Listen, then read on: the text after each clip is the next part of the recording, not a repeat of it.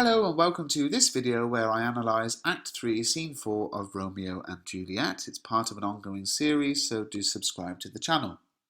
Well, Act 3, Scene 4 is a scene where we see a completely different side to Lord Capulet. He seems to be, as this next picture will suggest, someone who has two different faces. Because in Act 1, Scene 2, just the day before, in chronological time, he told Paris to woo Juliet and to pursue her.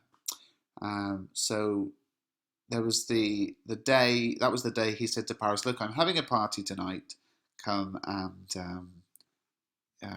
come and look at other women and woo Juliet, pursue her, flirt with her, see if she will marry you.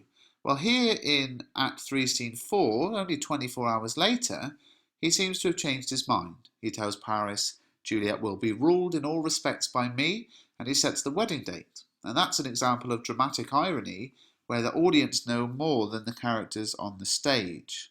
So we know in the stage, of course, Juliet's never going to marry Paris because she's already married to Romeo.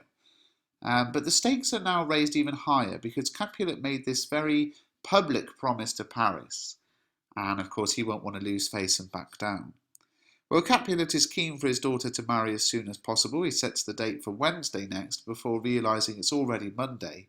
And his eagerness contrasts the friar's previous advice to Romeo in Act 2, Scene 3, who is told, they stumble that run fast. Now, it's a shame that the friar isn't on hand to offer the same advice to Lord Capulet. Some people have said that one of the play's major themes is the battle between young and old, with Romeo and Juliet essentially rebelling against adult advice throughout. However, this moment in the play shows it's not as simple as that. Even respected adults disagree in their advice. Of course, neither the friar nor Capulet end up getting what they want. Romeo marries right away, and Juliet doesn't marry Paris. So, once again, this ties into the theme of fate.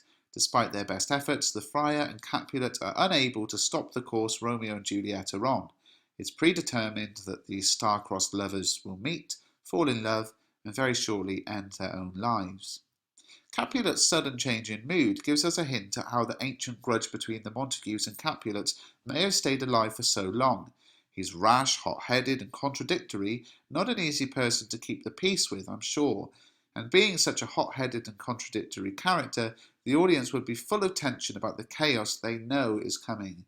We know that Juliet isn't going to do as her father plans. We know from the fact that prologue doesn't even mention Paris that he isn't going to be marrying Juliet.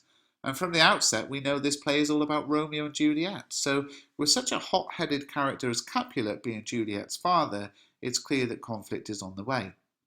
As I covered earlier in the video series, Juliet is seen as the possession of her father. He has no doubt that she will do as she is told, and this might seem shocking to most modern audiences today, but in Elizabethan times it would not have had such a big impact. The interesting point here is how audiences respond differently over time.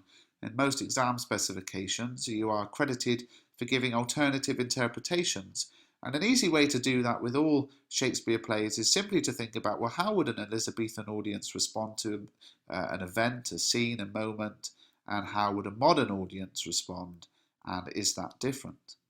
I hope you found this video useful. It's quite a short one. Please do subscribe to the channel and buy the ebook. The link is in the description.